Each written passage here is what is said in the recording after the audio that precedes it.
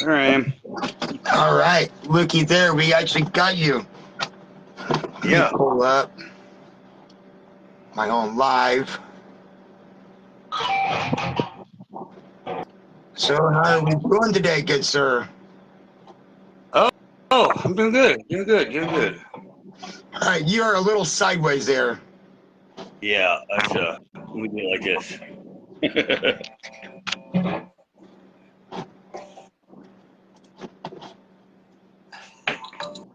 Yeah, there we go. All right. I was sideways. Finalize some stuff on my end real quick. We will get this started. Yeah, I wish I had a stick. Oh, there it goes.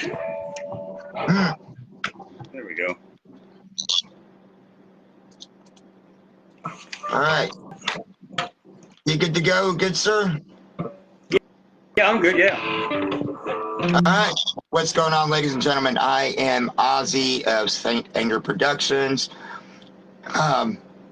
This is St. Anger Productions presents live interviews. Today we have a very special guest. I've known this person for a while. I watched them go through some stuff and bounce back, and better than ever. Ladies and gentlemen, I offer Chuk Cooley, aka Rev Thorn. Yeah, Rev Thorn. Yes, of Damn Them Devils. Damn them devils. Why? Because damn them devils. All right. So, Chuk, welcome to the show. Thank you. I fully support local. I fully support local entertainment. However, local is not limited to just Tonkawa, Tulsa, or wherever. Local can literally be anywhere you're located. Local is your scene or your location. Now, with that being said, tell me a little bit about what local means to you. Like, what is your location? Describe the local entertainment scene, and how far is your region? How far are you willing to take your music? Oh, I'll go anywhere, man. I mean, Europe is where I really want to go play at, but the offers have been there, but it's just financially, I've never did it for money, so I'm always right in the line or the edge, man, trying to get up. But as far as in America, man, local is all the southern, anything below the Mason-Dixon line. To me, that's Kansas City and below. Is pretty much that's just like going over to a neighbor's house, going to a bar in Texas or to Arkansas or Wichita. Those are all. I mean, those are all places I play at on a regular basis.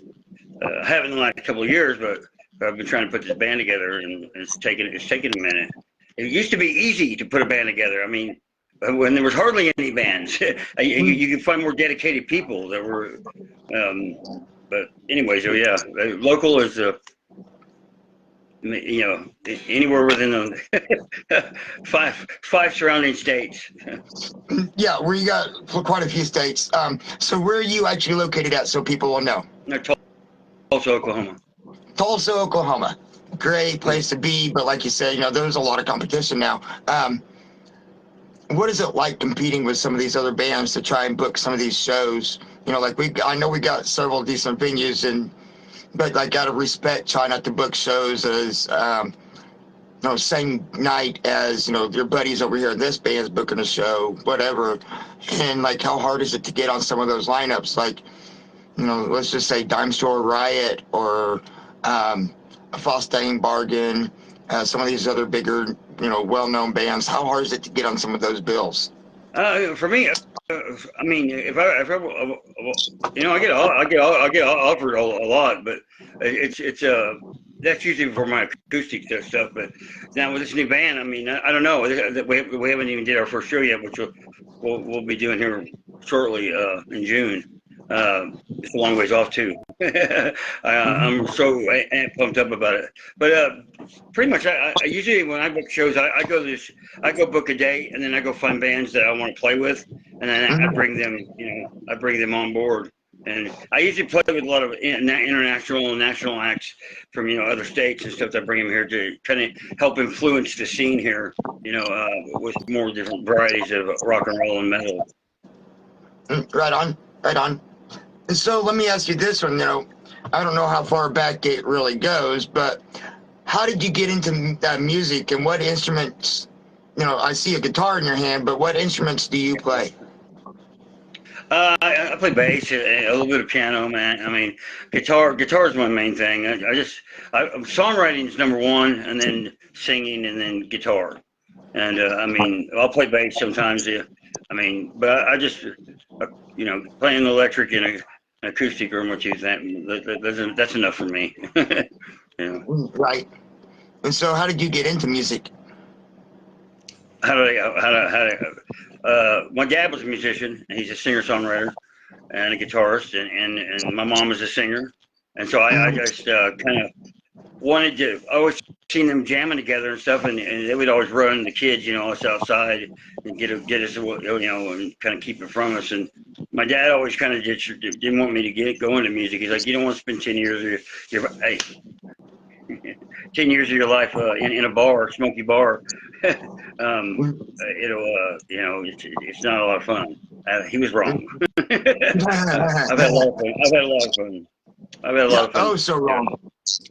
Okay, so yeah, well, I think that when he was doing it, he was playing in cover bands, and he's an original, songwriter, but he, I mean, I think he was just doing covers, and it was in their long nights, 2 or 3 hours, 3 hours a night, and it just kind of got to him, I guess.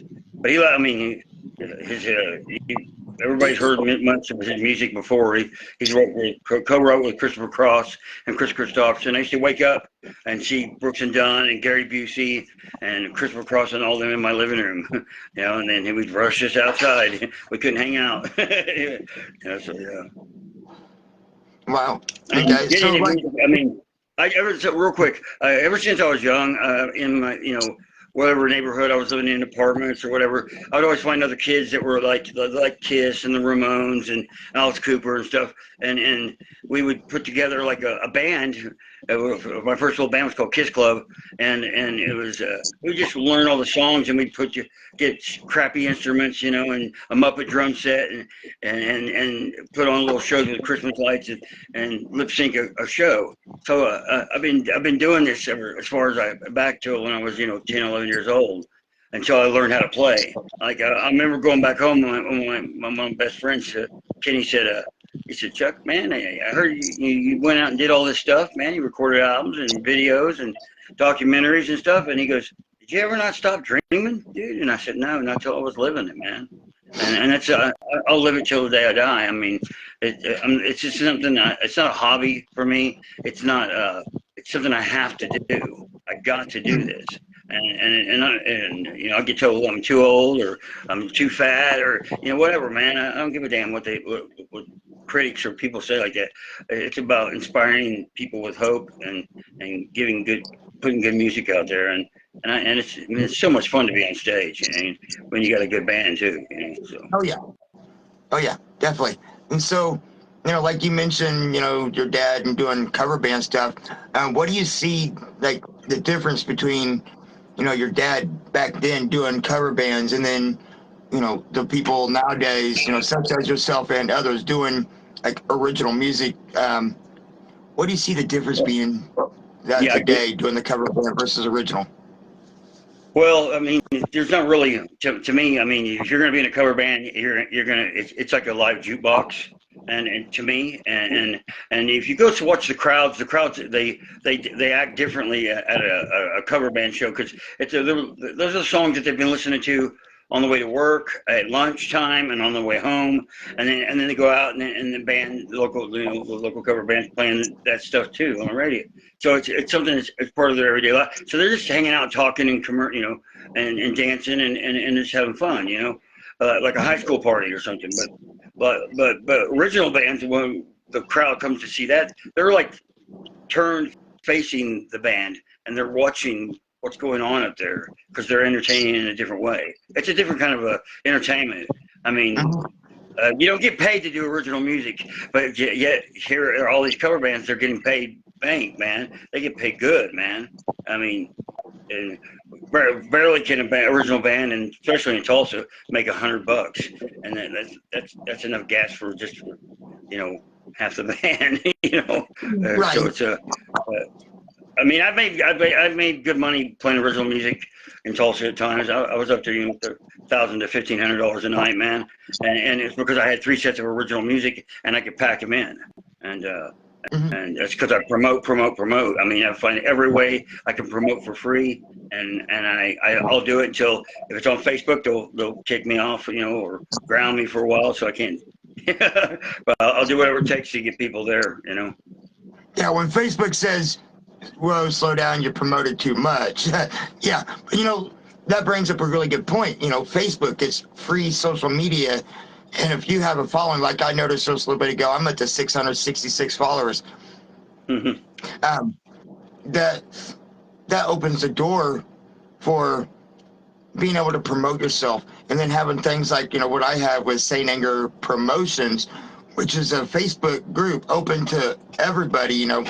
Anybody and everybody that's watching, go join the group. And then for people like you or a Fosteinbargen or Neanderthal Jones or Gravehuffer, any of these bands, or even recording studios, local recording studios, music producers, bookers, anybody, go in there, advertise for free to people that you don't know. Like, how many followers do I have on St. Anger Productions that you don't have? And so being able to advertise like that opens up the door to a whole new crowd. Yeah, you're right. And that's smart thinking right there. I was watching this comedian who recently, how he promotes his shows is he shows him messing with the crowd a lot, and so that when people think that that's all he does to the show now because that's all he posts. He says, no, I have a whole show I do. I just don't want you to hear the jokes I do. That way when you do come to my show, that way you'll come to my show and hear what I have to say. So I just show you me messing with the crowd because that happens every show. I mean, that's always new stuff. So, yes, Matt Rife. I know exactly who you're talking about. I watched that one. Yeah, man. Yeah. That guy's awesome. He's amazing. Yeah. But it makes perfect sense. Why share? Like you mentioned with the cover bands, why share on Facebook and YouTube and stuff? Your main bread and butter. And now when I go to buy tickets, I'm watching the same show that I can see on YouTube and Facebook and Netflix. So whereas doing the audience interactions and stuff, that's something completely different, night after night. And it's just to show how quick and witty you are. Same thing with music. You're showing your talents of being able to write and play original music that you've written versus the same thing that somebody else wrote a year ago, 10 years ago, 50 years ago, whatever. Yeah, it's real hard to get be really original. You have to have a personality that's different to be able to bring it out differently. I mean, there's lots of new artists out there, but I mean, they're kicking. I mean, killing it, man. They're doing it up, man. But I'm still stuck in listening to underground bands. It's all pretty much. If I listen to somebody that's a superstar, be Foo Fighters or there's not very many actually that I would listen to. I'm more into Corrosion of Conformity and Acid Bath and I love Pantera. I always will. Whatever lineup it is right now. I don't care. I'm not into the argument of all that stuff with Pantera, but I love all those artists that are up there doing it, and especially from the Southern metal category. You know what I mean? Yes. I hate categorizing music because my whole career they've asked me, you know, what kind of label, what will we label you as? And I'm like, just like they did in the '70s, Led Zeppelin, Black Sabbath, you know, Janis Joplin, just call me Chuk Cooley and the Demon Hammers, or whatever my band name is. That people should know that name and then know the style that we're bringing, you know, or what we're doing. You know, you can't say, you know, where do you put Alice Cooper? You know, he's Alice Cooper. Led Zeppelin's Led Zeppelin. I just want to be remembered for not what style I have, but you know, the many styles I found to write life lyrics from. You know, so I mean, I love that. I mean, huh? I said I love that. Yeah. I just life is life makes me write songs and and hopefully they make sense, and then the ones that don't, well, they're more carefree then, you know, just to get people to think and open up, you know. I just my main thing with music is to right my wrongs, you know, and to hopefully inspire the uninspired, and to want to get up and, you know, not be me, but be themselves, you know, and do like all the bands in the '70s. They didn't inspire me. They didn't even make me want to be like them. They made me want to be a better version of me, you know.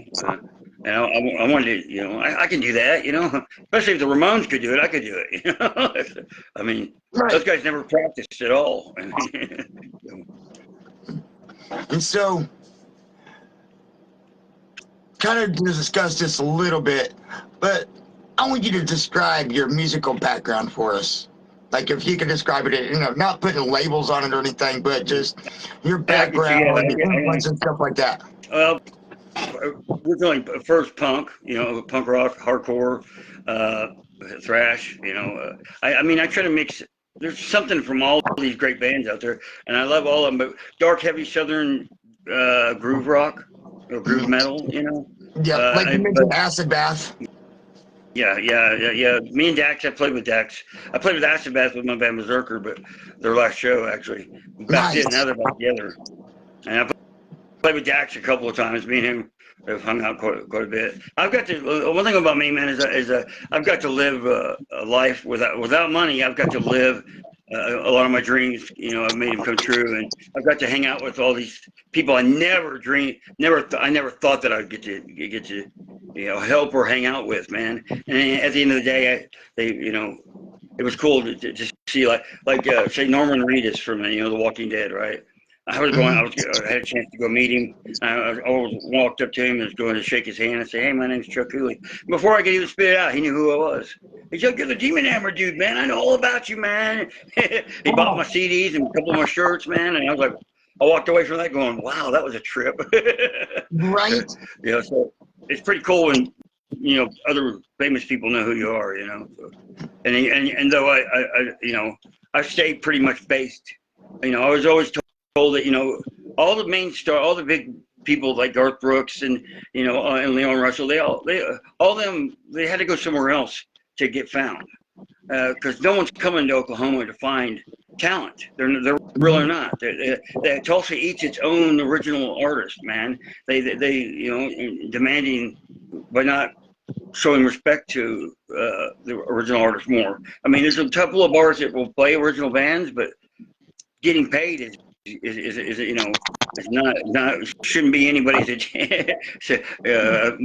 goal. You know, just putting on a good show and having a good stage and good sound, and hopefully you have a crowd that gets to see you. You know, that's if the band will promote. Most bands don't really promote, man. They think that people should just show up. You know, but you got it. The whole band has to promote and push. You know, they're like, just like, you know, that commercial you see on TV constantly, Burger King commercial, whatever. It's like, God dang, by the fourth time you see it, you want to go get a burger, you know? So they keep seeing your name pop up, and you keep pushing it out there, man. They're going to come, man. And yeah, I mean, later, guys. All right. You just gotta promote, man, and push it. I probably have made people sick of me, man. I mean, totally, from how much I promoted.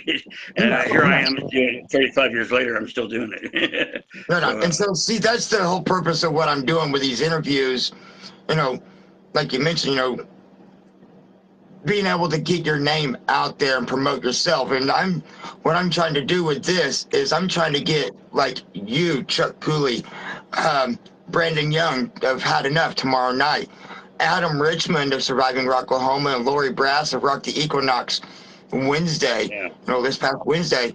I'm trying to get your all's names out there, on a national, basis, but not just you guys. Like I mentioned earlier, local is not dependent on your location. There's local bands in Ohio, there's local bands in Yeah, Washington, yeah, I there's get what local you're bands saying. Yeah, everywhere. yeah, And so to be able, to be that bridge to connect the network all around this country, to where you can be seen in, the tip of Florida, where people in, Ogdensburg, New York can know of Rock the Equinox or Surviving Rocklahoma.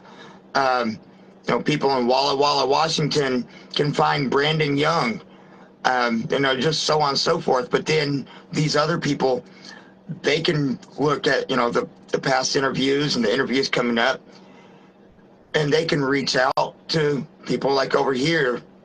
And so just like it's a network. You got to be able to network if you want to get your yeah. name out. Yeah, that's just let's come back to a local, just a Tulsa area. The way I get it, it happened really fast. Like, I mean, I know a lot of people because I've been networking since the day since I came out of the womb. I am.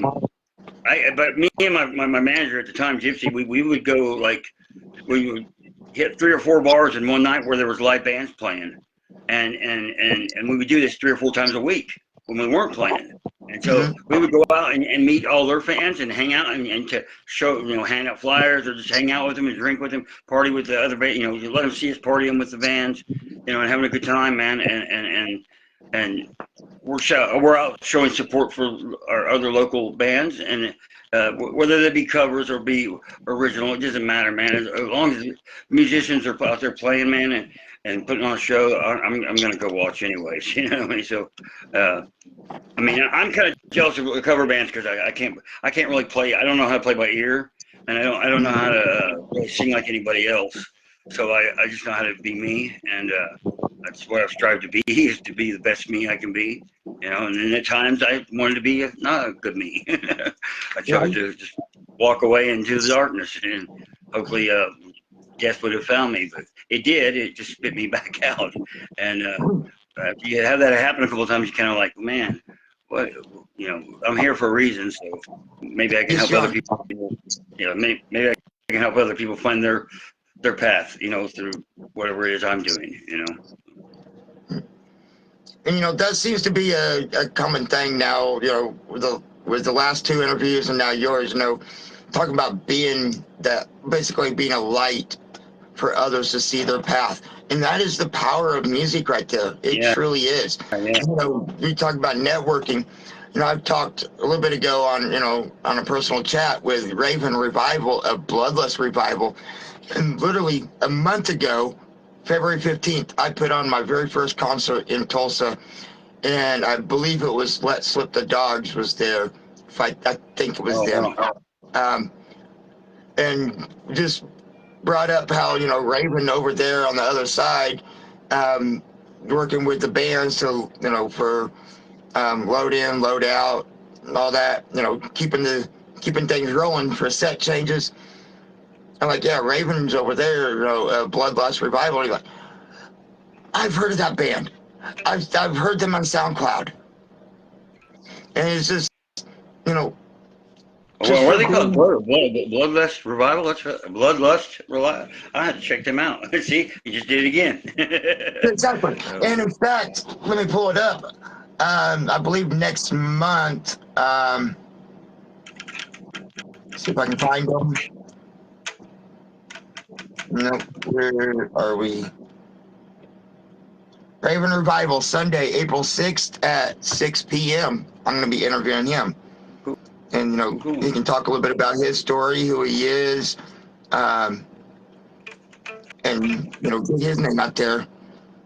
And apparently there's other bands that's already been hearing of him, but just like, what you mentioned with, that other person, There's like, before you even introduce yourself, yes, I know you. That's exactly what, like I said, I'm trying to do with this. So, I guess moving on, how do you see yourself, or how do you see your future in music? Like, where are you trying to go? What's your plan? What's your future? Well, I got to live a lot of my. I mean, I'd like to make some money for my kids or for my friends. So we could have bigger parties and bigger shows and bigger, spend more money on better gear. But that's not really. I mean, I have one dream. And it's a silly dream that I would like to.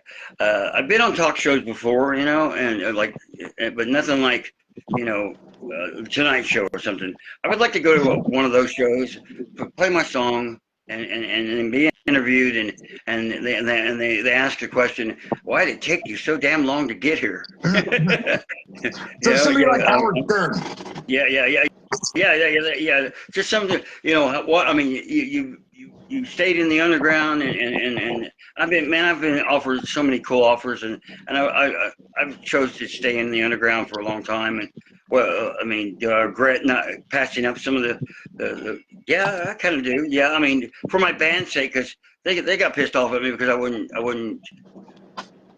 convert to some of the record companies. They want to get you and then change you and make you something you're not. And I worked too hard through prison and on the streets to find who I wanted to be. And if they're there wanting to sign me because I've been making some noise, well then why should I change? I should just enhance a bigger version of me, a better version of me. But it's been, I mean, it's an up and down thing if you stay in the underground. I would like to interview Corrosion of Conformity. They've been around for as long as I have, and I would like to interview those kind of bands. Asking them, what's the longevity? How do they do it? Anyways, I think that with I'm gonna. I want to shock and rock. I love shocking people. I love getting people to talk. I love whether they hate me or love me. It doesn't matter to me. I'm doing my job, making them just talk. And I've learned to deal with haters for God Almighty. One thing where most people that get famous, and I have a lot of fame because I can go just about anywhere and people know me, and I'm glad that I have that because there's been times when I didn't have any money and I had people, because people knew me, they took care of me, they looked out for me. So yeah, which my is fans also have been so another. awesome. Huh? I was going to say, which is also another common theme that I'm seeing is how the music community has come together for their own. Like, Adam talked about it with his hearing. Lori talked about it after losing her husband, and now you're talking about it of how the local community is just there for each other. Yeah, I think to build any kind of scene, the bands have to be there for each other. They have to, whether you like each other's music or not. As long as if you're going to be in the original scene, then go out and support other original bands. Just go out and hang out and make all of our crowds one crowd. Because I remember going down in Dallas Fort Worth back in the '90s when I'd go down there and play, and they would have say 6 bands, right? And it would start early, and every band, they had their own little crowd. When they got done, they were off the stage, their crowd would leave, and then the next band would get up, and their little crowd would come in. And I was like, man, that's not. I want all of them, man. I want to jam for all those people, man. So how do we keep them in? And then I figured out a way. You give them bands that if you're gonna go see death metal bands, usually they group up like 6 death metal bands together, and all you hear the whole time is fuck death, and it's annoying. But if you can just take 1 or 2 of those bands and then mix them with some other kind of, like a carnival of music, and people will want to hang out at that more than and they'll remember all the bands for one. And you slam a bunch of bands together, they're all sound the same. That kind of sucks, Yeah, it's like listening to the same album. Listening to one album that just nothing but the same song. It's just a continuation. Yeah. Or the discography of multiple albums, and it's like you can't tell the difference of one to the other. There's Yeah, no change. There's no progression. I think Korn is kind of like that. I think Korn, a lot of their music sounds a lot of it, because the record companies want them to do that. They want them to do it until they burn out, and then they're no good. But Korn has had longevity no matter what, you know. So, but yeah, but yeah, yeah, Marilyn Manson kind of. I love Marilyn Manson, but he's kind of music. It's kind of a where it's like where they can only do so much of that one style. You know, yeah. That's why I've always tried to be very versatile and know a bunch of different stuff. Because I like all. I mean, there's a rebel in every trend of music. There's a rebel there, and that's the one I want to listen to. You know, so. So, You know, so with that being the said, then, Johnny Cashes of you know of whatever trend is going on. There's a Johnny Cash in every everybody, or they're gonna rebel. But to me, I'm an outcast. I've always been one since I was a kid, and I mean I didn't fit in at church. I didn't fit in at school, but I fit in on the streets because the streets are very they have arms open for all people, man, woman, and child. You know, so if you can survive there, then you can probably survive doing just about anything. But that's where a lot of my music comes from. I call it my my anthems from the streets of hell. You know, that's pretty much what I try to write songs that people can sing along with, or they dig it because it fits their life. You know, and I gotta be careful about doing that too, because when I introduce songs, or introduce it, this is for these kind of people, and then somewhere down the line, at one time in my life, I forgot that the song was about me, you know, and somehow I've forgot where I came from, and so I mean, making sure that people know that these songs all of them have been lived. Very much, and I mean, I'm not just and then I do sing about other people's lives too, though. Like my friends, some of them got some harsh lives, and I try to watch them go through it, and then I write something that relates to their life, you know, so that they can, I don't know, or they'll give me a piece of lyrics that they have, you know, and I'll add to that. I just try to write the best songs I can write. man, I tell you, it would take like a whole album to write about my life. Yeah, I'm glad I got several myself. Yeah. This one, You real know, you quick. think about Pink Floyd in Boston. When it The comes band, to diversity and being able to change stuff, like change your sounds and stuff like that, would you rather do that within one album, or would you rather change during the course of your career? Like, for example, you start out sounding like Acid Bath, but the next album you sound more like Metallica. The next album you sound more like Breaking Benjamin. The next album you sound more like um, yeah, I think this that rock group, whatever and then you whatever. sound like this country group. Like you Yeah, change I throughout get the you. I course get of you. years Well, you versus Bruce Springsteen showing tried all your doing that, talents and and thoughts and stuff in one album. Which one would you rather do? oh, whatever. I mean, whatever the album, you gotta have some kind of something that the album represents. You know, each album's got to have something that it's evolved around, and to me, kind of a story, like storyline kind of, but doesn't have to be totally on. But like Life of Agony, they were known for doing that. Pink Floyd, of course. But I think that like I don't know, man. I mean, there's different levels that I'm in as a musician in times in my life where things are a lot more emotional or more sensitive, I guess. And so the music's going to be more emotional. So that's probably the album I'm going to put out. Some more, not an emo album, but an album probably full of ballads. You know, I've done that before, and it was. I mean, I just and then some of the albums are more southern rock, and then like with my band Berserker, we were so versatile that we were like Leonard Skinner meets Pantera, you know. And so you didn't know what song was going to come out of us next, you know, or where we were going to go with it, you know. So I mean, I don't know. I just like playing with the caliber of musicians that can follow whatever ride I'm going to take people on. And I have with this new band, it's a side that me that most people haven't ever really seen, except for maybe back in the late '90s when my band Two Doors Down. This is a much heavier band. There's no acoustic guitars in it, and it's I mean I sing like multiple different ways, which I was surprised when that started happening. Like I have 6 different vocal voices that I'm using so far, and then and 3 of them are really new. I mean, so I mean it's a trip to be writing music, and playing with musicians, especially like my guitarist, Kid Rebel. He's an acoustic player. He's played with me in all my acoustic stuff, but he picked up the lead guitar or the guitar for this, and he's like, dude, this is gonna be a trip because it's like a whole different instrument. So, but he like within the few months he's been here, he's knocking it out of the park, man, and as well as with the other members.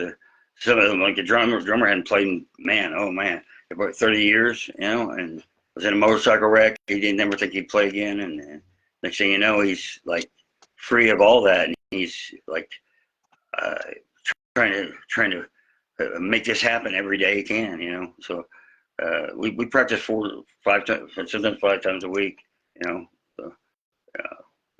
So, I can't wait to get out there so people can come hear these songs, and there's some pretty badass songs here, man.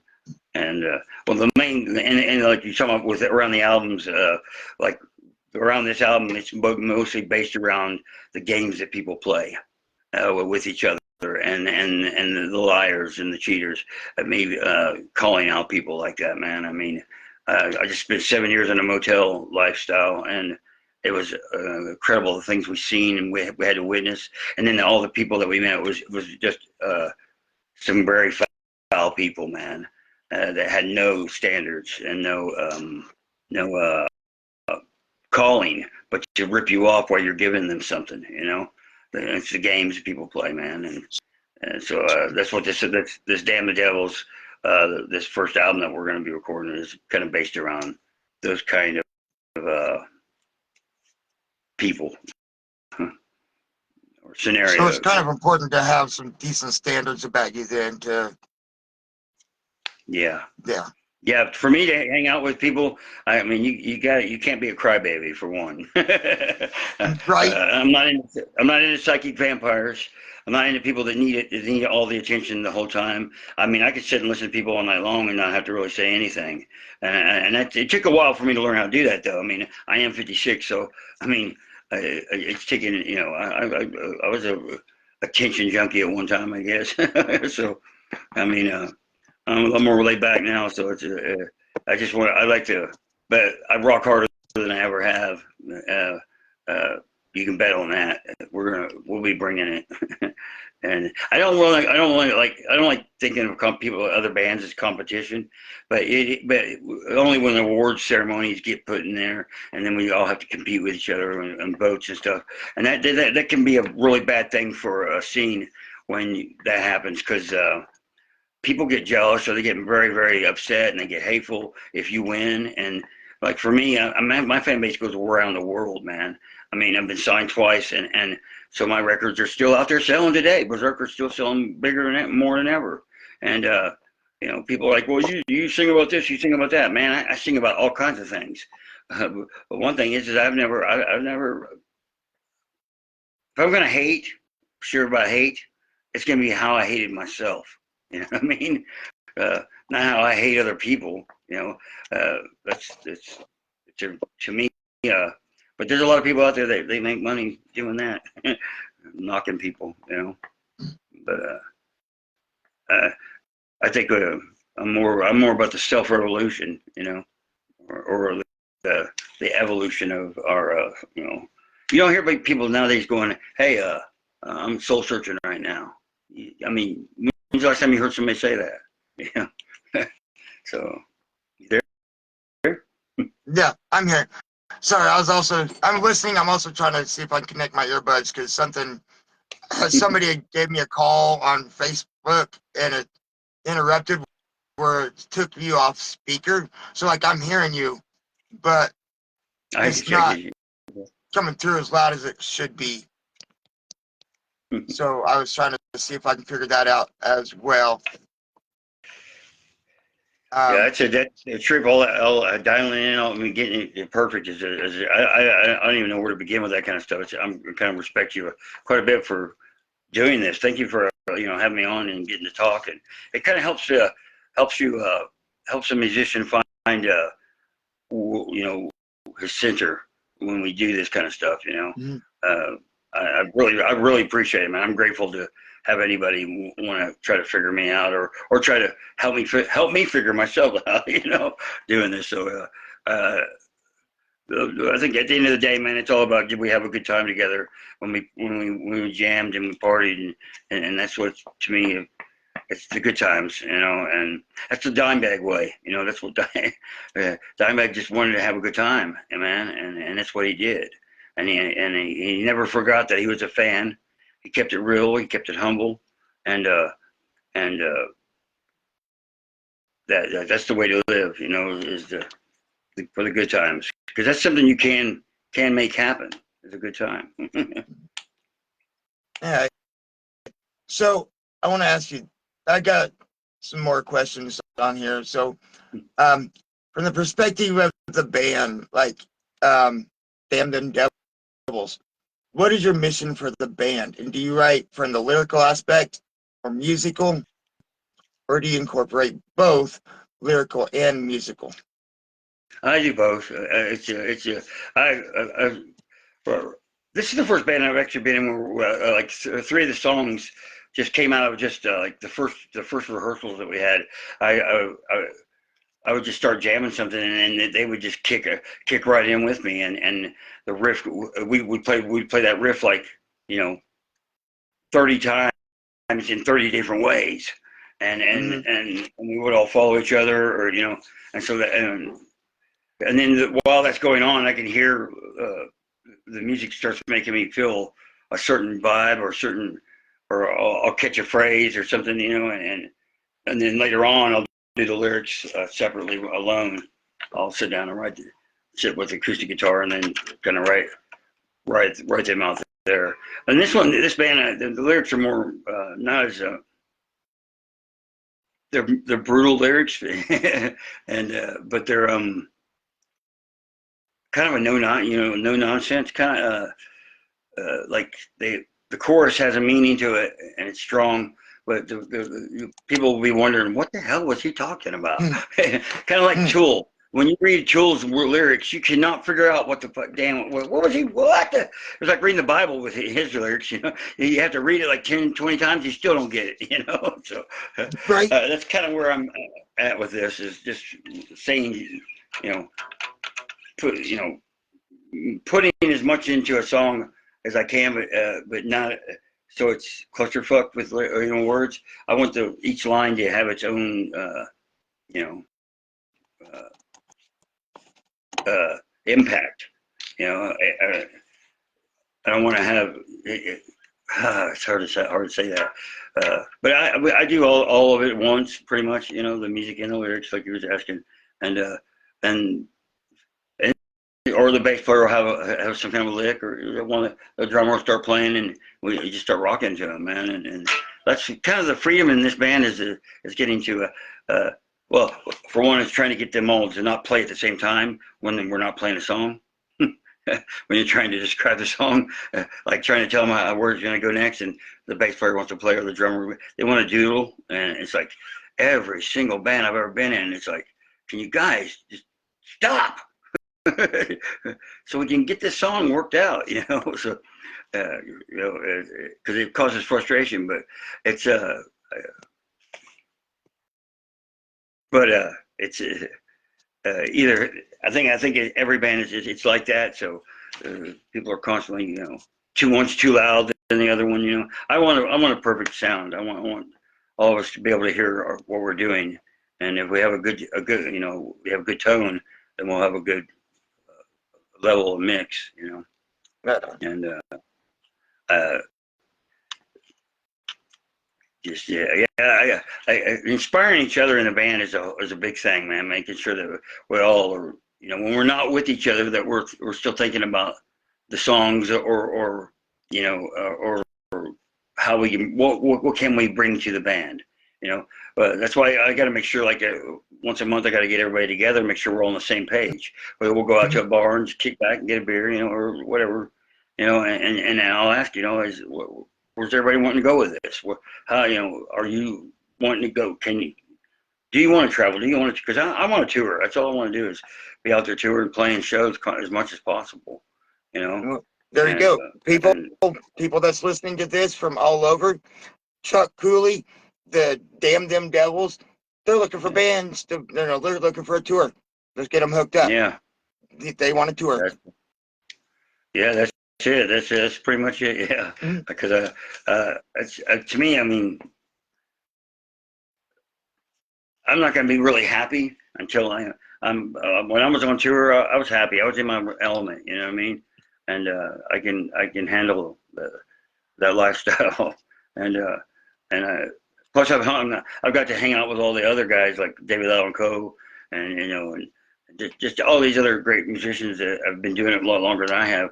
I've got to hang with them and question them and ask them, and they say, well, you know what you can handle and what you can't. You can handle motels and buses and traveling, and not knowing where you wake up sometimes. Right. Yeah, so that's it.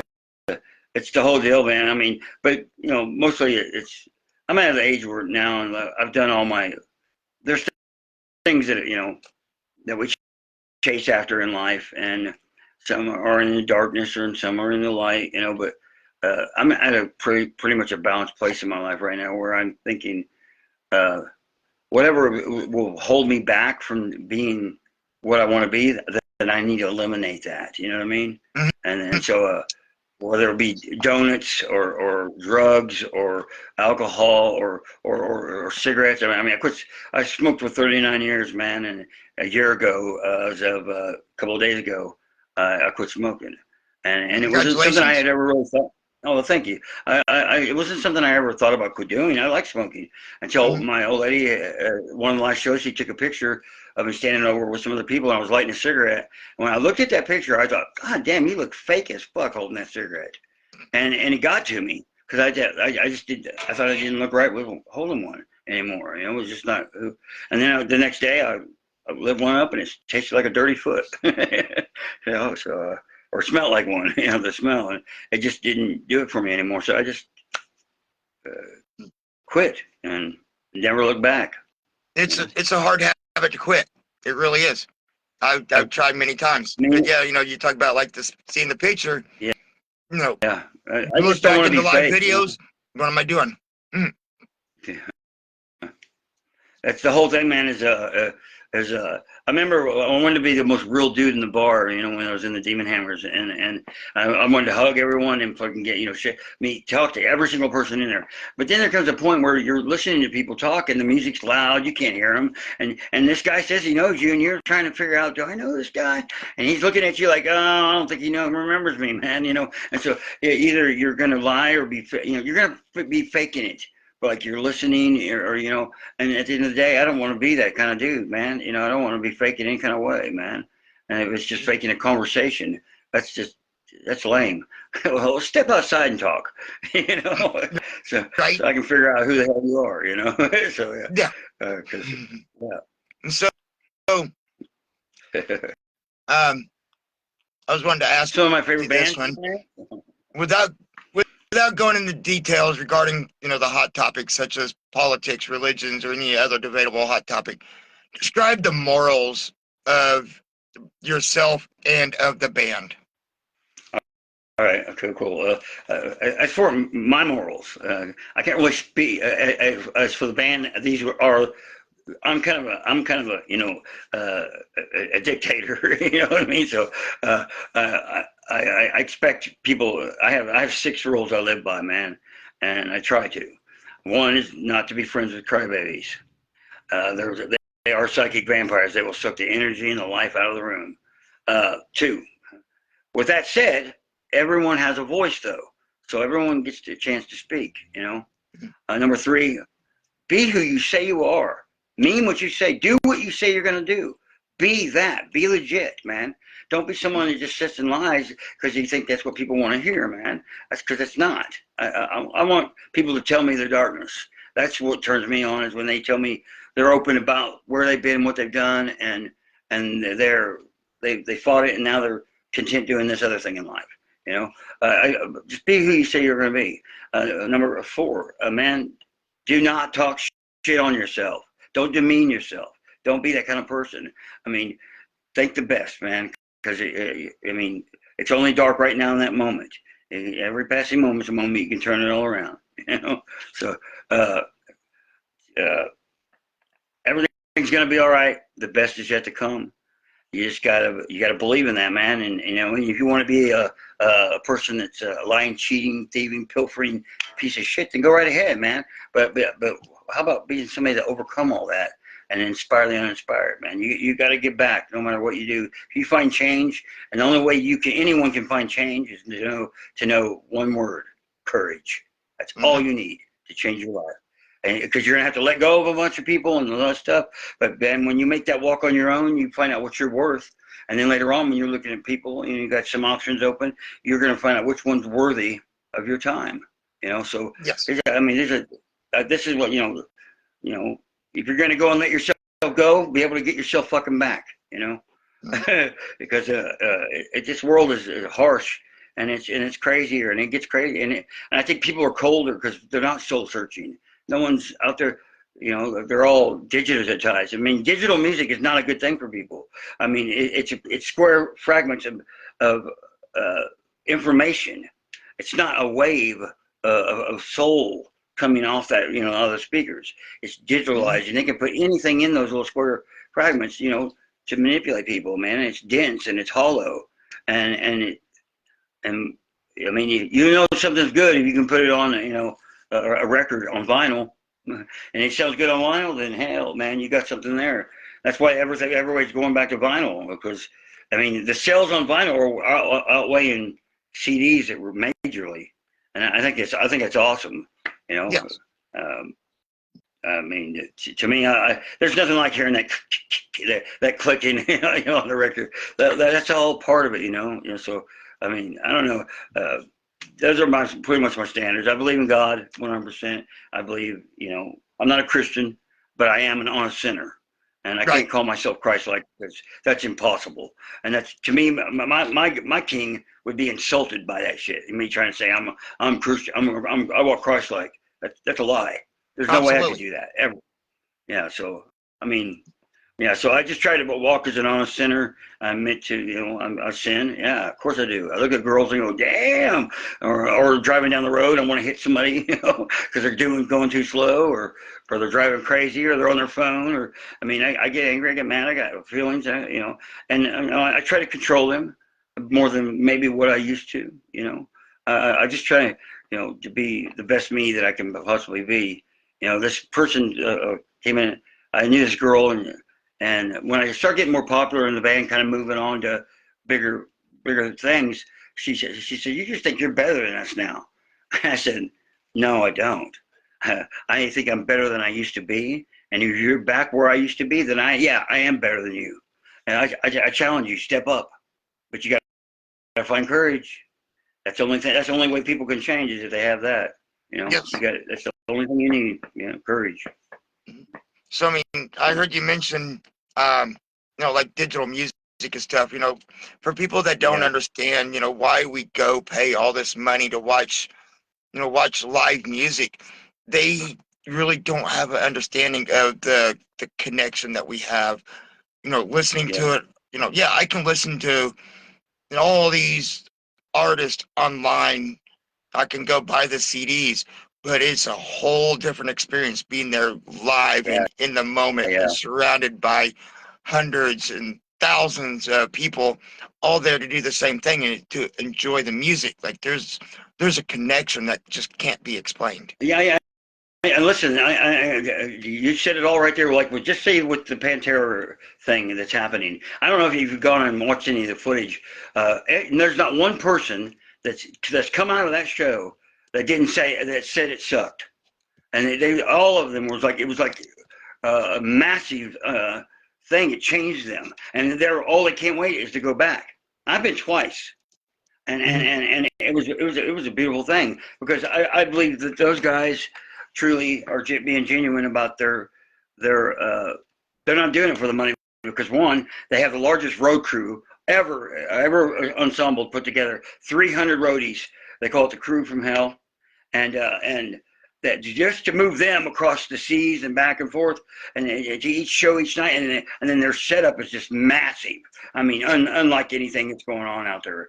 I mean, it's and they don't. I mean, and they play. They're it's taking Zach a minute to get Dime's thing, because Zach's been doing Zach for so long that he hasn't had to do anybody else for a long time. And right now he's having to learn that Dimebag was, well, that's why they were friends. They were buddies, man.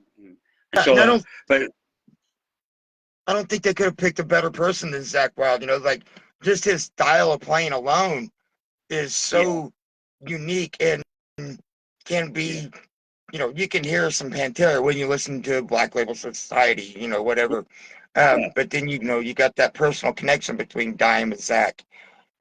That's my honest opinion. I don't think they could have made any better choice than picking Zach. Yeah, and well, I mean, like a lot of people are like, well, what Vinny said. Vinny said that like 3 months after people were talking about getting a reunion, getting everybody back together. Right after he just saw his brother shot 4 times in the back of the head, along with 3 of their friends. He was nowhere near where he needed to be fixed. I mean, and Vinny also said he was never going to play music again without his brother, and that obviously changed. I mean, within time, he would have found out, like most people. Everybody thought Phil had something to do with all that stuff, man. No, he just said some stuff that a journalist wasn't professional. He wanted to sell some magazines, and so he put some stuff on there that was said out of context. Out when the interview was over, he still kept recording him. And Phil was messed up, of course. Man, I mean, people act like no one else does drugs in the music business, and like he was shame on him for doing whatever it was he did. And people don't realize that they made him do drugs to keep him from doing a back surgery, so he wouldn't have to. Yeah, I know so much about all this stuff, man. And what's the good thing about it is that I got to be around those guys from '97 to '99. I got to play Dime and Rita's Bar, and I got to experience a lot of stuff. And I got my own group that's on Facebook. It's got near 30,000 people, and I've had it for 10 years or 11 years. Is today is the anniversary of our group, and I've learned so much. But I got some great stories with them, epic stories. I mean, anything you're going to do with Dime, it's going to be epic, man. I mean, I remember playing that bar the first time, and I didn't know that they owned it. Some of friends of mine that were good friends with them, they got us up there, or a band called Archie Bunker, and they got us in there, and the sound was incredible there. It was just a little, dive bar, shotgun bar, but at the end of the day, it was Dimebag and Rita, his girls' little club, and that's awesome. And I got to witness, I got to see Superjoint Ritual's first show there. A lot of people think that Phil was off doing all this stuff without the band, and they have no clue what they're talking about, because Dime and Vinny were excited about getting to see Superjoint Ritual. For one, Dead Horse members were in that band, and that's Dead Horse was one of Dime's big influences that Phil turned him on to. And it was a Houston, Texas thrash band, and I remember they were so excited about supporting Phil and what he was doing with that band, because Phil doesn't really play in bands that are it's like super bands. They're all got members from other great bands, and then Pantera alone, all 4 of them are super dudes, superheroes pretty much. So I know. Just the whole thing I think it's a great thing. We were talking about crowd, though. If you go and watch some of the footage of these crowds where there's like 6 pits of 1,000 people in each, and there's all these people jumping up and down in between them, and fire flames coming out of the crowd, and it's so massive and it's so chaotic looking that you're like, oh my God, I would not want to be in that. That looks like 10 tornadoes are just fucking going crazy. But it was so but it's so powerful. Because when you look at the band and how they're looking at each other, like looking at the crowd, and they're like, "Oh my God!" But all those people are rejoicing. I mean, they were having fun, man. And no one comes out of it hurt and they're playing everywhere where these crowds are, I mean, going crazy when the song kicks in with Walk or whatever, you know. I mean, it was cool to see them go to Arlington, where you know the Abbott brothers are from, and they played there, and that whole stadium was singing right with them, every song, man. You know, it was, so I don't know, man. I'm kind of moved by that. It's cool to see a band out there that's stirring up so many people's emotions and say, you know, and they're really, I mean, they got a lot of people upset, and they got a lot of people loving it. Oh, yeah. So probably a lot more loving it than if you haven't been to the show, then go ahead. I was just gonna say it's almost like Nickelback. You know, they got a lot of love, but they also got a lot of hate too.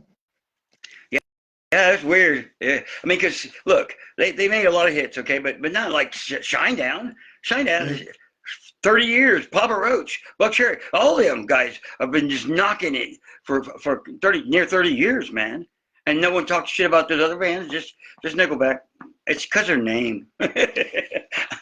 I don't know, man. I like their Dimebag song. You know, I thought they were friends with Dime, and so I thought it was pretty cool. I'm not real, and the Rockstar song is kind of cool, you know. But man, I'm not really into them at all. So, I mean, I like Shinedown because you can't deny that they're just everything they make is badass. Yeah. I mean, Papa Roach, yeah, I like them too. You know, but that's a superstar band, so you know. Like I said, I really don't listen to a lot of that. Okay. So I've heard you talk a lot about Pantera. Yeah. It could be safe to assume, but I hate assumption. So I'm going to ask you this one. You know, we all have people who influence us. Who is your biggest influence of all times? And it doesn't have to be musician. It could be person. You know, it doesn't have to be music related. My dad was the first person to really influence me as a songwriter, and wanting to be, I wanted to impress him, and he would try to discourage me from all that. He was also a preacher, so I mean, what's really crazy is that at the end of the day, I would find out later on that he was not my real dad, that he adopted me. And what's weird is out of all his real kids, I'm the only one that turned out a lot like him. Yeah, as a preacher, I kind of tell a story, to testify from stage. You know, I don't outright say God, because if you're trying to get people to believe in something positive, you don't want to throw that at them, because people in bars don't really care to hear that, right? You know, so you got to bring it to them, you know, like the big pot leaf in the sky. You know, or you know, your higher power, or whatever. But my dad was the first, and then probably, you know, the Ramones and Kiss, and you know, and Alice Cooper, of course. I mean, and then you know, as we move on, Pantera for sure, man. I mean, Dime and both Phil.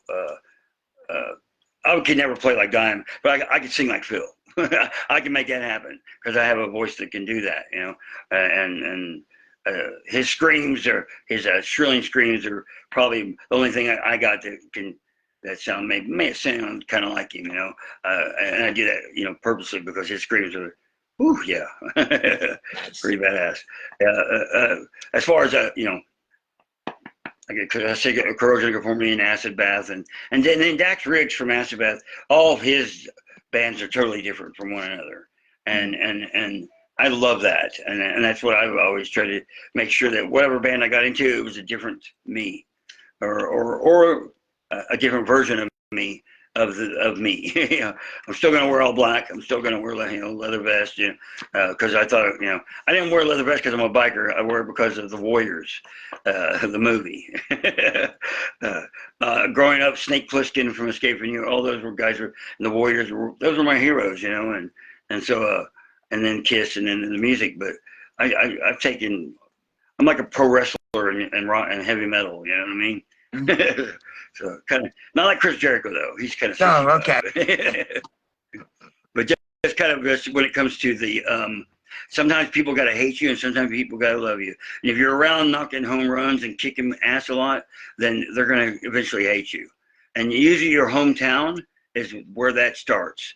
Yeah, you can go find any musician that's from their home, you know, they're probably not liked a whole lot or talked about a lot in their hometown because for some reason that's just they've heard it all 1,000 times and they don't want to hear it no more. So That makes that's sense. why I reinvented. That's why I reinvented myself. I mean, I got to the point where people thought Chuck Cooley was just a band name. No, that's my name. That's who I am. but they used to call me Rev all the time back then, and because I always kind of preached a little bit, and so I don't preach a lot in this band though. This band is mostly evolved around our performance, and if there is any talking, it will probably be over interlude music in between the songs, now narration maybe. But I'm not trying to. I'm going all out on this one because it's maybe my last chance to do this, and I'm gonna bring it as heavy as hell, man. And I'm gonna have a good time doing it without having a message so much, because I've always had a message in what I do, and everybody knows that, knows what it is, and it's not how long you got to live, it's what you do while you're alive. And man, I want to be remembered after I'm dead. I want people to not go, oh, don't say his name. That's somebody that we don't want to talk about. Right. I want people to I want my kids to know that their dad was loved, and that he instilled a message in the world, a positive. No matter how dark my life may seem, I knew how to. I found a way back or up, not back, but up, and to get back up and keep going. Sylvester Stallone says this quote, and I love it because we use it in the opening to the set. It's him playing Rocky Balboa, and he's telling his kid, "It's not how hard you can hit; it's how hard you can get hit and get knocked down and keep getting back up and moving forward, because that's how winning is done." Now, if you're going to go and blame somebody else or some big shadow for why you're not who you want to be in life, well, that's what cowards do. And you don't want to be that. You don't want to be a coward. My failures are all on me. Yeah, man. And that's the. I don't want to leave baggage for my kids or any of that, man. I want them to know that whatever I left behind, it was for them, and it was all, and it was good. I like that. Yeah, that's the best. I have a lot of kids too, and grandkids. So and I love all of them very much, man. And they're all, yeah. I learned a long time ago, if you're not going to be with them, you better be, when you're around your friends' kids, you better be cool to them, because whoever might be around your kids, if you're being mean to somebody, they'll be mean to your kids. So I kind of figured it out. When my friend's kid came into the room one day, he was like, 4. He said, "You're fat." I was like, "Where's your mom at? I'm going to throat chop you." But instead of doing that, I said, "You know what? You're right. You want to help me learn how to not be fat?" And so every time I go over there, he made me walk around the house with him on the outside of the house. And so these are, good things that luckily I hear stories about my kids, and they would tell me where something was bad, what was about to happen, but somebody would step in and save them. And when I couldn't be there. So I think it's an awesome thing to know that if you do good, you can count on good things happening, and know what right and wrong is, though. Yes. If you don't know what right and wrong is, and it's not right, it's not pleasure, and wrong pain. It's you got to know, we're all here for each other. Go ahead. So it's kind of like karma, we've all associated karma as bad, like bad karmas, but karma can also be a good thing too. You look out for others are going to look Yes. out for you, whether it's you personally or, your children or spouse or, somebody, I could be that selfish that I could just look out for myself, but I've never been single, so they keep handing me to the next girl. This one here I married, and I've been with her for 11 years, and she's played music with me on stage, and she's one of the only there's very few female harmonica players, and she's one that's loved by a lot of people, man. She's got her own fan base, and she sings and plays percussion not with this band, but with me and her thing. And I never thought I'd find a girl or I'd ever be like doing duets or I always thought that was kind of, I don't know. not weak, but just not me. And then one day it was. So I'm asking her to get down on one knee and asking her to marry me. I'm crying on stage, you know. I Love is wish I could is a see crazy video of thing. that one. Yeah, there's pictures of it. Yeah, I mean, I know that, and you can tell I'm crying, drunk crying. It's I mean, during okay our to cry. wedding, yeah, during our wedding, they kept us away from each other for like 24 hours, you know, and so I was a mess. I mean, so by the time I got there to where we did an urban cowboy kind of thing. The first shop, I don't know, that club there. I was there when it first opened up, and Ashton and his brother opened that club, and I lived a block away in by the Greyhound bus station in the Blue White Chevrolet building where my band would practice, and we would kind of stay there. And so we were part of that club. So I got married there, and it was a great wedding. Oh, it was phenomenal. And we had Sprout played our wedding dance song, and which is uh, and Thunder Rosa was there from Austin, Texas.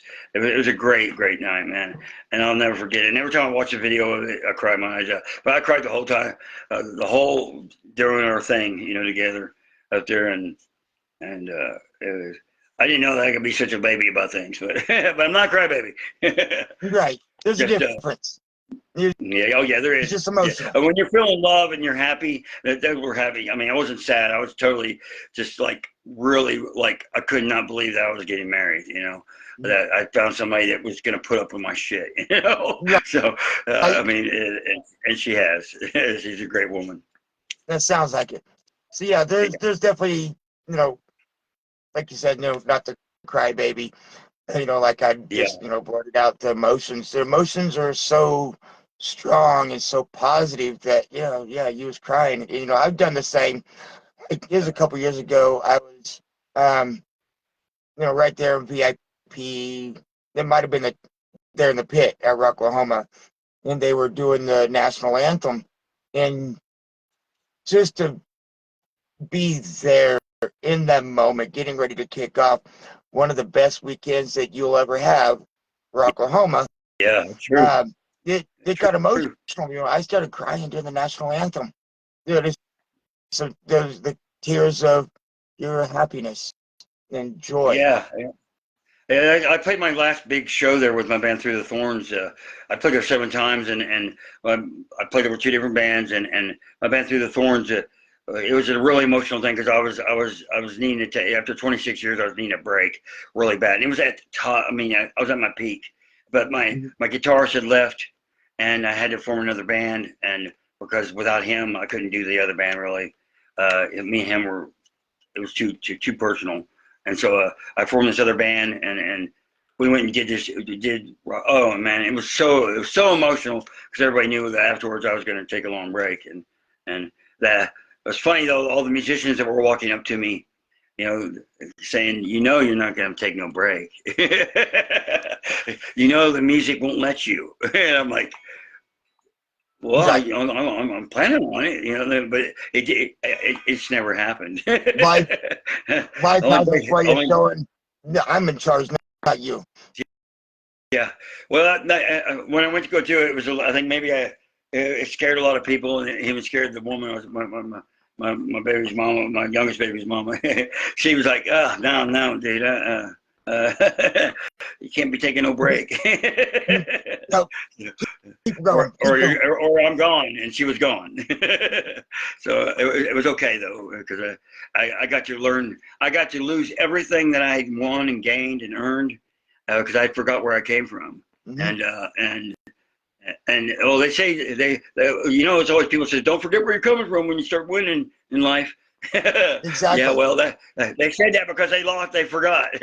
It's going to happen to the first timers, every one of them, because happiness creates blinders that for things that you would never think that you would have a problem or issue with. Overeating. If you got clean from drugs, you're going to find some kind of addiction somewhere. Right. So it's Even gambling if or it's an addiction to the eating. music. That at the end of the day, I'm glad you said that, man.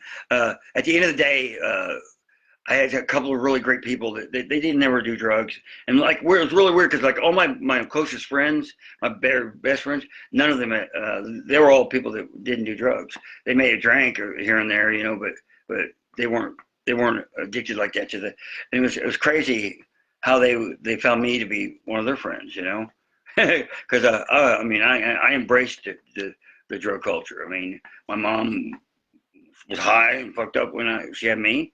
So I mean, they're from the the times and so I mean, drugs are a way of life nowadays. I mean, Uh-huh. and especially now that they're incorporating cities, whole cities, they're infested with all drug people there, which is insane to me. But I mean, learning how to cope and to deal with things is and to there's a time for everything, and there's a time to have control Uh-huh. and not just walk around vacant, and but to know who you are and what you want to be, but not all of it, not everyone gets to do that, and some of us that do, then we get to you have to own your role, and so if I want to be somebody positive, I can't have any kind of negative things in my life that might tear me away from people that need to hear what I have to say. I mean, in Right. these songs. Not so much as what I have to say, but what I feel that spiritually has helped me and it needs to be shared.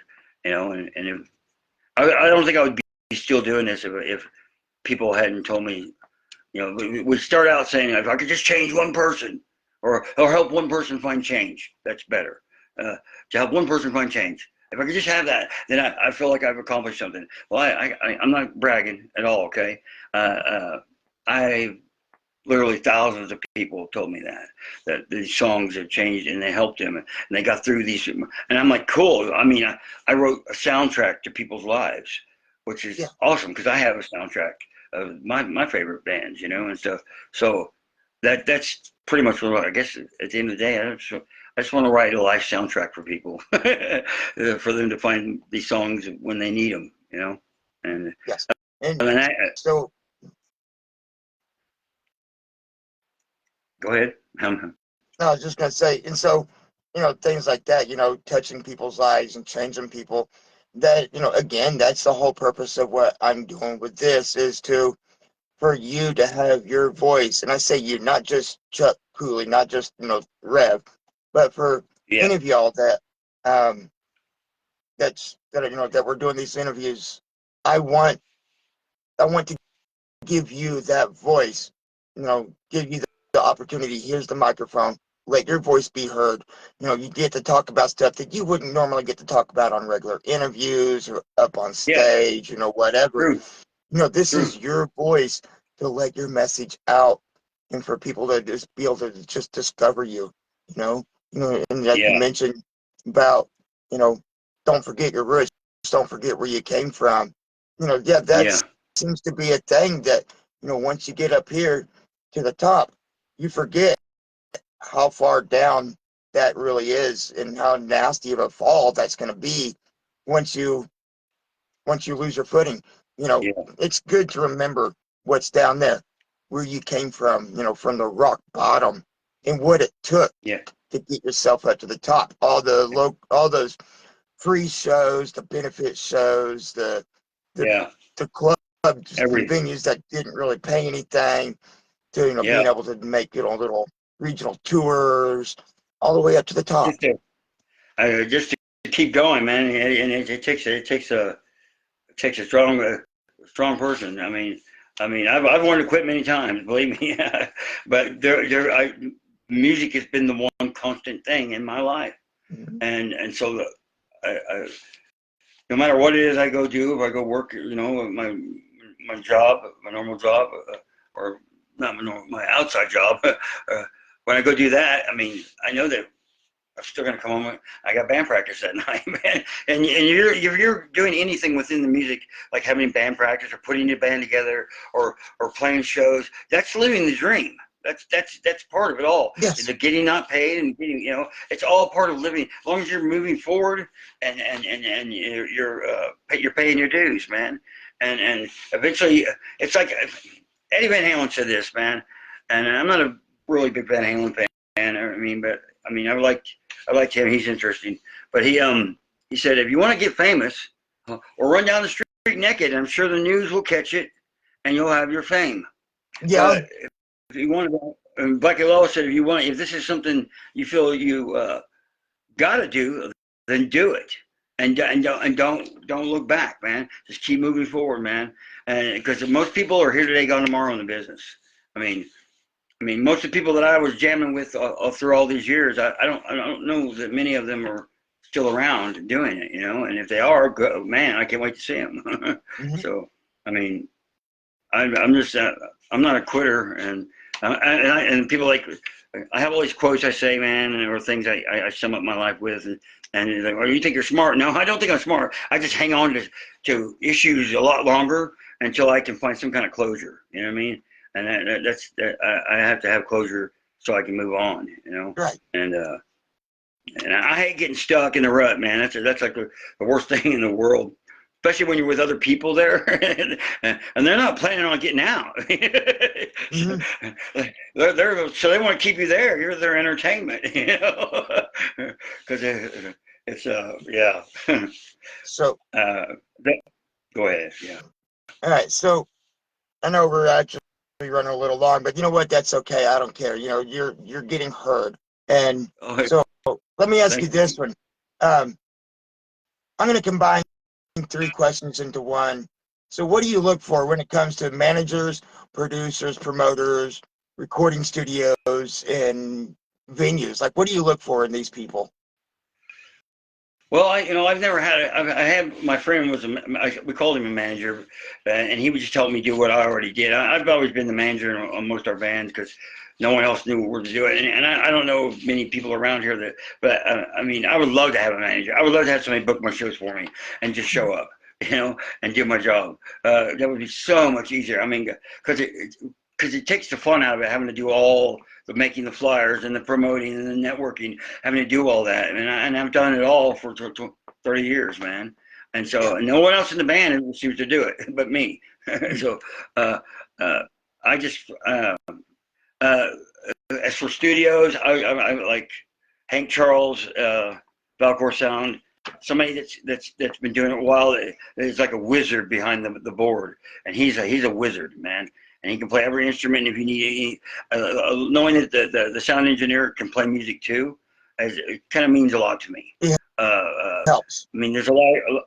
I don't know if Sterling Winfield can, but that's Pantera's sound engineer. I don't know if he can play guitar or not, but you know what? He still kicks out badass stuff. He's one of the dude I would like to work with. He's very bad. He's awesome. Sterling Winfield, that is.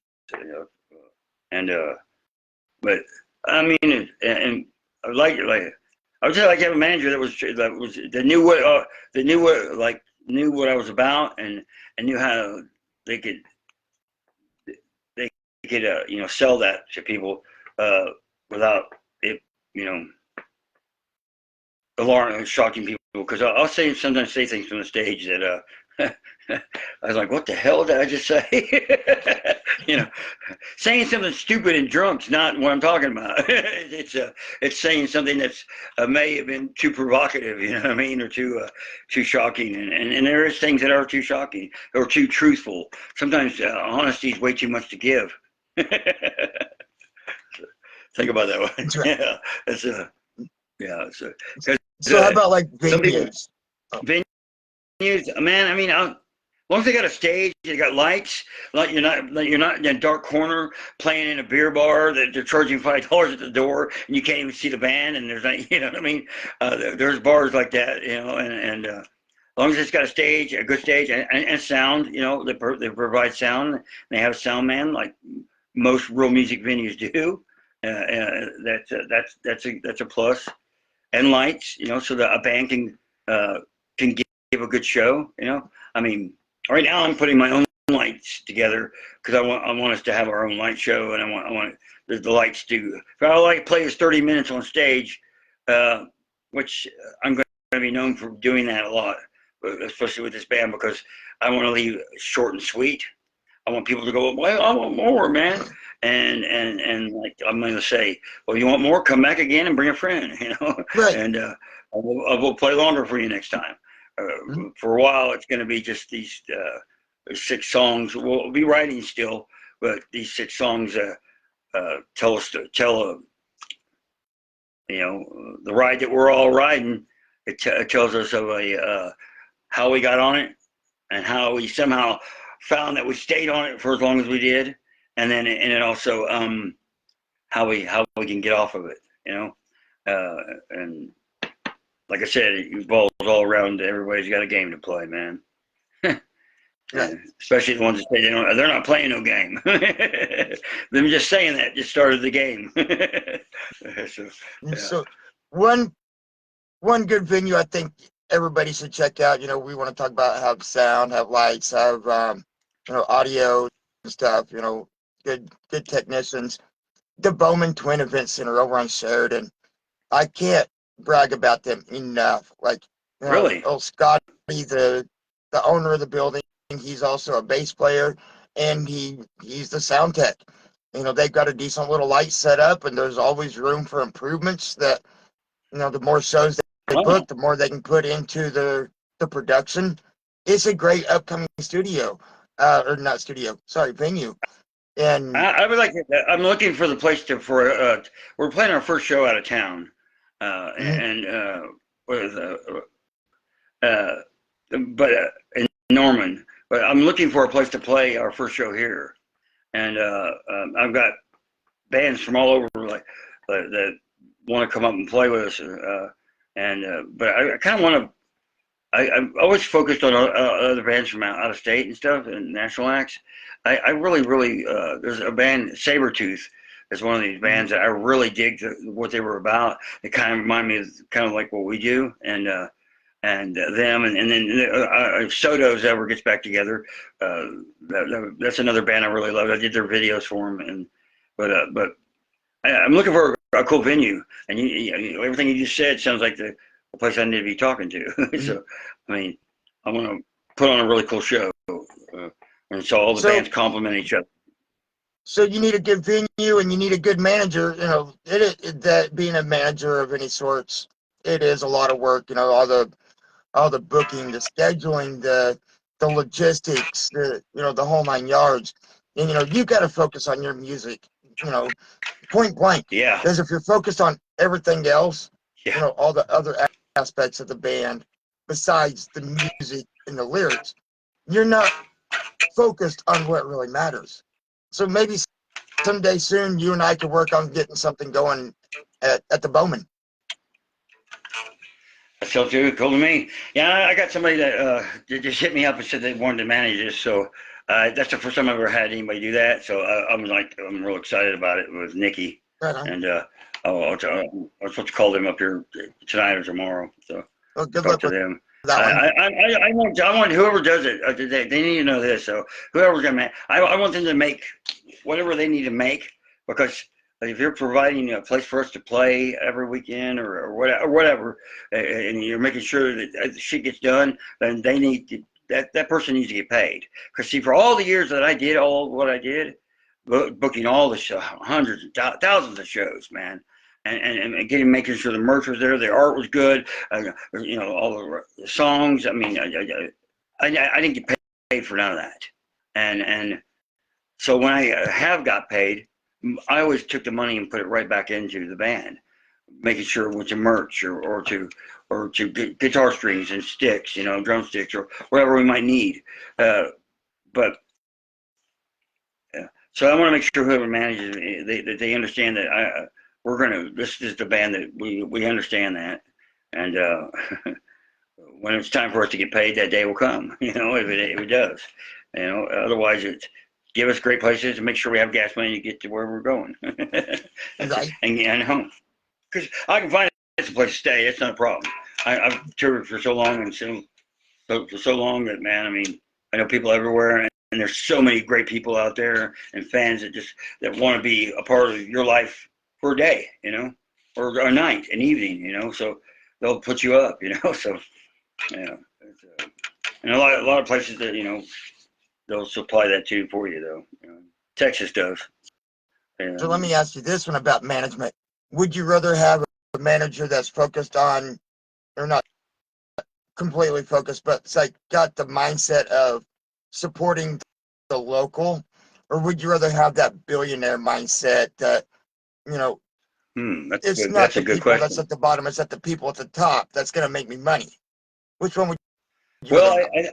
I think I like a balance of that, man, because I want to go, I want to go where the big dogs play, so we can, yeah, so we can expose the truth there too, because I like all this this Cat Williams and all these people that are putting Hollywood in their place and all that shit, man. I'm digging the truth is being exposed on all these dark people that have been walking the earth and doing these things to people for so long, so I don't know, man. That question is, a balance of both. I want to go. I've done everything I can do locally, man. You know what I mean? Mhm. It's like I like traveling, so we want someone that was down for making sure that we travel, a little bit of the year each year. And so to the point, I'm all about mapping out my future. Okay, Mhm. and so if my future has 2 years of shows booked, then my future's been mapped out. Mhm. I know where I got to be and what I got to take to be there. Yep. So that's that's the whole thing there. Just making sure I have a future that's mapped out and is accounted for. So yeah.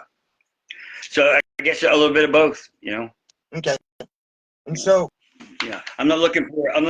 See, because I got all the Bibles, all the venue Bibles, the radio Bibles, all worldwide, and they change every year, but most of them are still pretty solid. And I got, it took me $800 and I got all these contacts, right? And ever since I got them, I've never used them. I'm still burnt out on booking shows. But I know this, when I used to book shows, I used to get high on it. Like every time I get a show confirmed, I like it gave me a rush. So the more that I did that, it was like a drug. Just and finding success, booking shows and making them happen.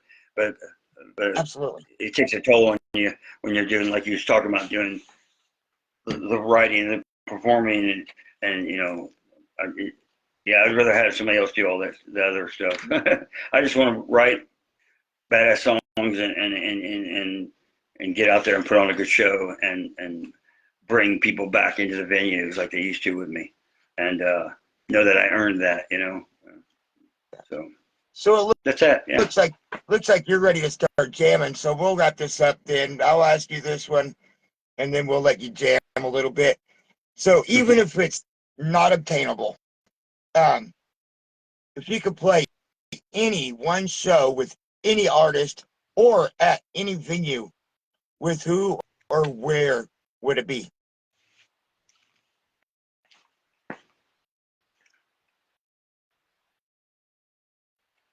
Oh man, Rocklahoma is pretty fun. And I got to play all three stages there. It would probably have to be with, man, that's tough. It'd be perfect if it was the Pantera right now, because I played with Zach, six times, and it was always a great show, man. It was always cool. But I I have to say, man, I played the Canes 19 times, and I would like to. I love playing the Canes ballroom. Mm-hmm. The sound is awesome. The vibe in there is always awesome, man. And I've always got to play for a packed house, man. There. So I love playing the Canes, and though it sounds kind of cheesy because I played so many, but man, yeah, I love playing there, and it would have to be with probably you know, Hell Yeah, or Pantera, Black Label, or even some of them, just a killer lineup of bands that are on a regional act like Thunder Rosa and Josephus and the George Jonestown Murder Massacre, having all these bands that I played with all down here playing in one big show together. Yeah, Blood of the Sun, the Mescalero, all these are all great mostly Texas bands, but yeah. There's a lot of good bands that come out of Texas, but there's also a lot of great musicians that come out of Oklahoma right here. Oh, and yeah, so, yeah, there is. Yeah, one of the best bands in Texas, I'll just say this right now, is the Heroin. If you've not heard the Heroin and you're out there, you want to hear the gospel of rock and roll, these guys are the real deal. They are so awesome. They're four Chicanos and a white boy, and dude, they put on the best rock and roll show. So high energy, the singer's insane, the whole band is so tight, man, and they've been around for a minute, and the Heroin is a definite must that people should have in their record collection or in their, wherever they're listening to music at. They should know about the Heroin because they are powerful, real powerful rock and roll. Texas fueled rock and roll band, man. They're from San Antonio, and they Molly Crew had a battle of the bands at the Whiskey Go Go here about 11, 12 years ago, and they were in it. And Tommy Lee swears up and down they should have won, but they gave it to another band that broke up like just a few months later. And these guys are still out there; their Heroin's still doing it, and they pay their dues, man. But they're such great guys, and they're humble, they're down to earth, man, and they're believers, And I'm looking for him right now. yeah, that's the Heroin, yeah. San Antonio, Texas, yeah. Their singer puts on it. He's online all the time doing real or video video stuff. Him playing music and talking to people about the music business because he's been in it for a long time too. But I think having a nice long longevity that you get to live life where it's not just constant like pop stars, how they live on a constant. I mean, they're just worn till there's nothing left of them. That's why they don't last very long. So, I mean, that's why Corrosion has been around forever. Corrosion and Conformity has been around forever because they've had their times where they were killing it, and then there was times when you didn't hear about them at all, But so those are the kind of bands that they're still there doing it, man, and I think it's awesome, and they inspire me. And I look for inspiration from my heroes. So yeah. Well, I just found him. I gave him a follow. Yeah. Check their music out, man. Their music is really, it's really, really cool, man. They put on one hell of a show. So just think, if it wasn't for interviewing and talking with you, I wouldn't have found them. Yeah. And so I believe Thunder Ocean is another band. This is where I believe that these interviews can be powerful to, as I said earlier, be that bridge to connect the whole network for us to all find each other. Whether, I want to grow this from coast to coast and border to border. Amen. So that we are all within the local music industry connected.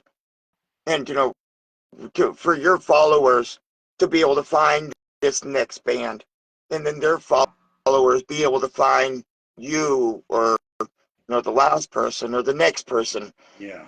We all interconnect together. And so, with all that being said, it's been great. Let's Thank you very much. Play that axe. Can you hear that? I can. I can turn it up. You can hear that?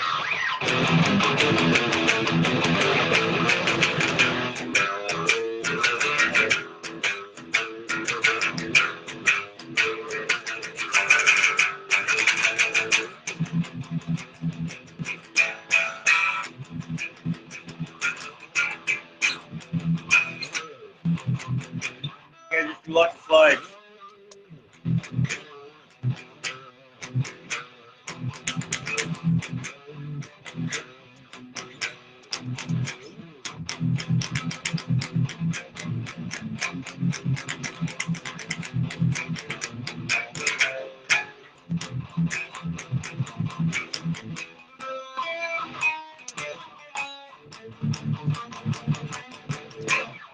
fun Metallica Slayer. Hey, I'll talk to you soon. Thank you so much.